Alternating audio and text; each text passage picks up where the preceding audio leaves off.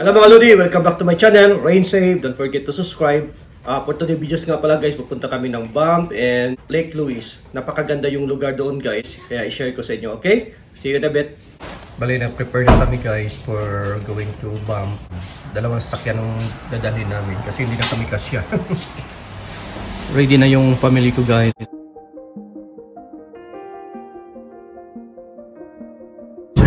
Yan mga ko guys. Wow guys, down ulo guys.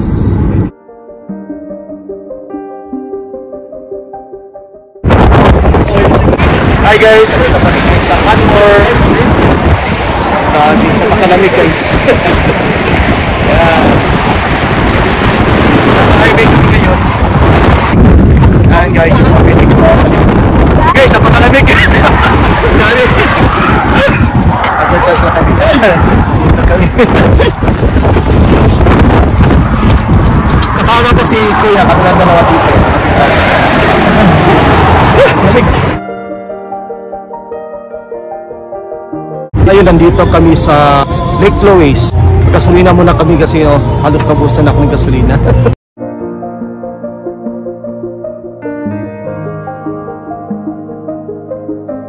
Dito na kami sa Lake Louise.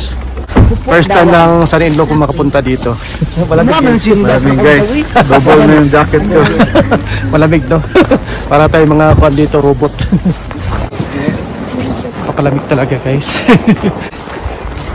Hindi maganda yung lake ngayon kasi may puting yellow, shared green.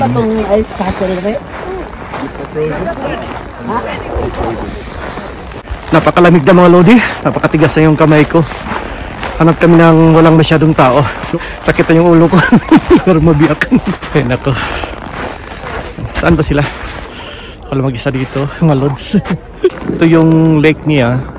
Pag summer dito guys, green yung tubig. Pero winter kasi kaya ganun yung kulay ng tubig. Pero tingnan mo sa lakad guys, no?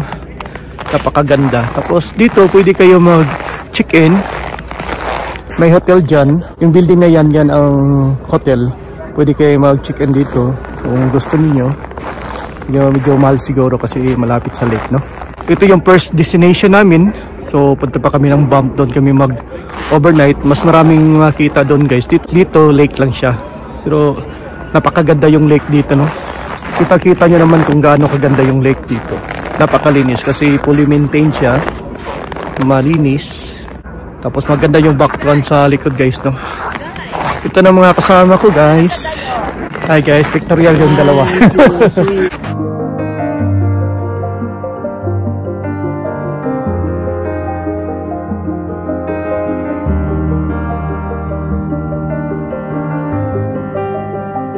Daming tao guys. At marami rin kababayan namin dito guys.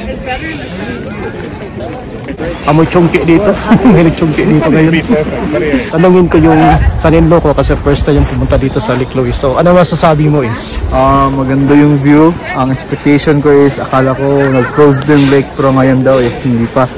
Pero sobrang ganda tapos may snow pa kahit may init naman na ano. Hindi natutunaw na. Oo, hindi natutunaw yung snow. Kaya maganda. Pero alam mo yung pag summer dito is napakaganda yung lake dito, yung tubig green siya or blue. Dahil clear na clear winter, guys. Dahil winter ngayon kaya ganun yung tubig. Oo, nakikita mo kung pero napakalinis, no? Oo, napakalinis. Di gaya sa Pilipinas. Meron mga lake doon na malinis din, pero sa mga remote area siguro. Pero dito kasi fully maintained siya, tapos disiplinado yung mga tao, hindi basta-basta magtapon ng mga basura dito. Kaya maganda guys. Ayos. Good experience, no? Good experience. Paminsan lang to guys. Okay guys. So mamaya punta kami sa Banff. Daming tao dito guys, marami ding mga Pilipino. Tapos sa likod ko may kinasal. Winter wedding. Busy sila ngayon. Bali dalawa yung kinasal dito guys. Kita mo sa likod. Nakaka ko ng video. Hindi lalab eh. So mga Lodi, alis na kami. Malamig talaga gabi. Asa to? Ato ta rin? Lower Johnston. Lower Johnson Canyon. Asa to rin? Marine Lake is... Marine kasi bawal pumunta doon eh. No. Ng private vehicles. Kailangan sakay ka ng bus. May balag sa bus? Meron siguro. Transit bus. Punta ng Falls na na-process. Naman na, balik kasi pagkasali ko. Nabulo na, sobrang lamig guys. Malamig. Padusot ka. Kung makalusot. Malamig guys. Malamig guys. Malamig guys, totoo. Huwag ka maniwala dito sa asawa ko. Pag malamig guys, umuusok guys. Ipunta kami sa next destination namin sa Johnstone Canyon. 30 minutes drive from Lake Louise going to Johnstone Falls. Unang punta namin dun sa falls na yun. Okay, see you in a bit guys. Mga Lodi, so wala kaming ibang pwesto na kainan. Dito na kami sa sasakyan. Tingnan mo yung asawa ko at saka anak. Yan guys, yung pagkain namin, may kanin. Siyempre, Pilipino, no? Kanin talaga yan. At saka spaghetti, no? Spaghetti pababa. Yung dares, nandito, yung anak kong panganay, at saka yung son-in-law ko, at saka yung isa kong anak. Dito na kami kumakain guys. Ayun lang, kain muna kami ha. Lutom ng mga bulati. Tingnan ninyo sa likod ko guys, mayroong uwak. Hindi takot sa tao, no? Labig talaga, grabe. Maya guys, after namin kumain, punta kami doon sa river. Yung falls pala, falls. Okay? Dito kami sa Johnstone Canyon. Johnstone Canyon pala. Maliang. So guys, dito na yung umpisa ng journey namin. Yun, hiningal ako guys sa sobrang lamig, sabi. Lamig talaga. Puro ilaw guys. First time namin nakapunta dito. Oh, may nagsunod doon. Pakalamig, grabe. Pakyat na kami guys.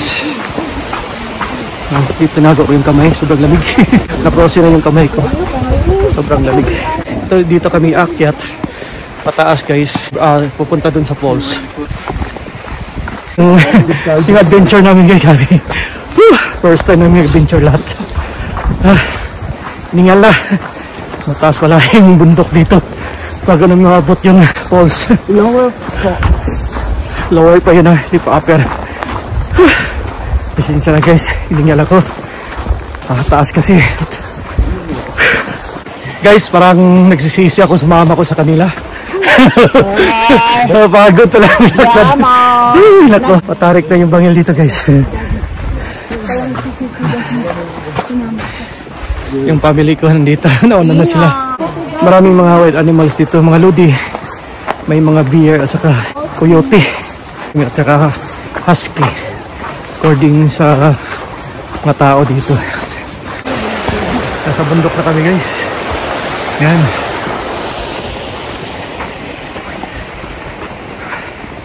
Mataas pa yung akyat din namin.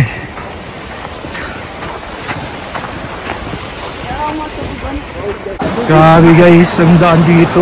Nakakatakot. Grabe. Tapos napakadulas yung daan. So scary, no?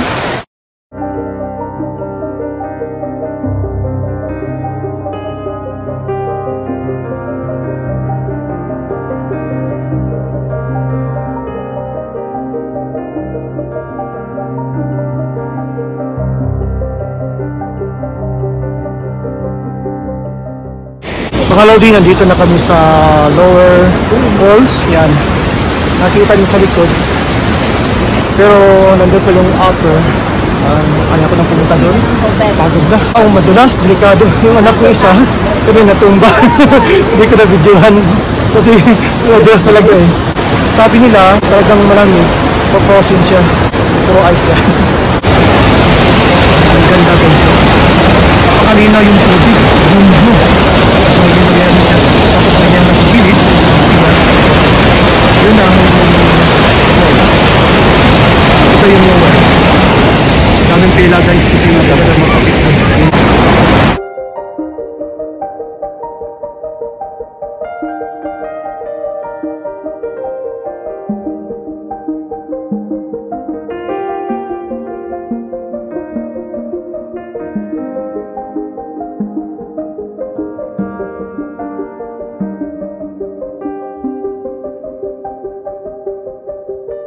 Haba ng pila dito guys, dami.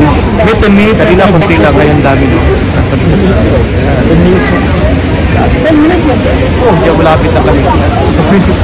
Sa Lungga. Pasok kami dyan ngayon mamaya. Dito pala dito sa loob guys. Napakadulas.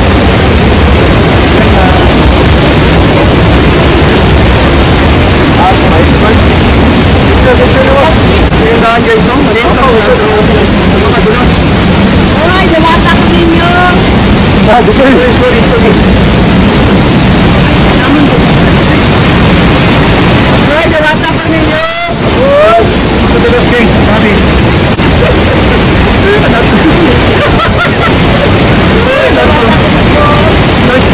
Guys, uwi na kami. Gusto ng anak ko pumunta sa taas pero umaya na siya. Kaya ako ayaw ko na rin. Ihi guys, walang ihihan dito. Napakalayo pa. Next time na lang ulit. Napakadulas yung daan guys. Grabe. Next time kayo na kayo kami. Maganda yung pababa guys kasi maganda siya lahat. Yung packet ang mahirap. Napakadulas. Ano yun? Kaya pa? Kaya. Ingat ka dyan na, napakadulas. Grabe yung experience namin dito guys. Okay, see you in the bit.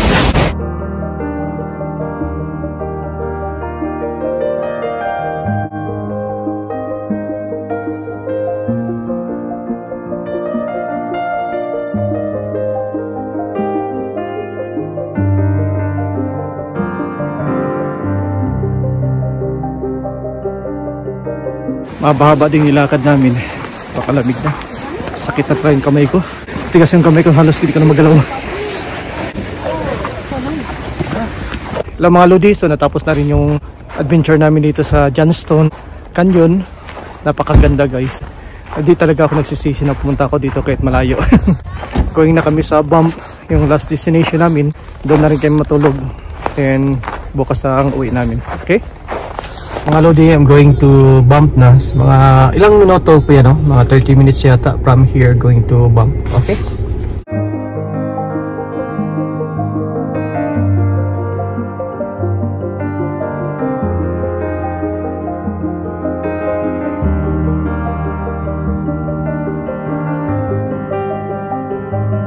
Hi guys, nandito na kami sa Bump sa Gandula. Ewan ko saan nag-parking yung family ko. Kasi nagkahiwalay kami. Mahirap kasi mag-park dito guys, punong-puno. Okay guys, see you in a bit. Hanapin ba namin sila kung saan sila nag-park ngayon? Or tawagan ko. So nakita na namin mga Lodi, yung family ko. Alanganin na, 4 o'clock na 4 PM pala. So bukas na lang.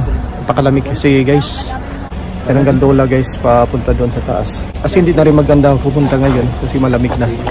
Siguro bukas ng umaga. Tama na kami sa hotel. Dito kami sa parking area guys. Mga Lodi, ito yung room namin na rentahan namin ngayon. Ano pangalan itong hotel? Elk? Marriott. Marriott Hotel. May paslabot. Queen size no? King size. Queen size yata. Pahinga muna guys. Panggutom. Check na natin mo karon. So ngayon, gagala kami sa labas. The time is 8 PM na. Nakatulog na yung family ko kanina kasi hindi ako nantok. Kaya kailangan kong lumawas ngayon para mapagod, para ganda yung tulog ko. Okay Lord, samahan nyo kami sa labas.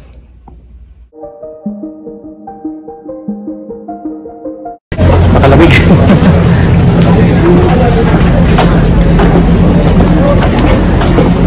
Si Commander Aguilar. Balot na balot. Pwede pala maglakad-lakad dito guys kahit malamig.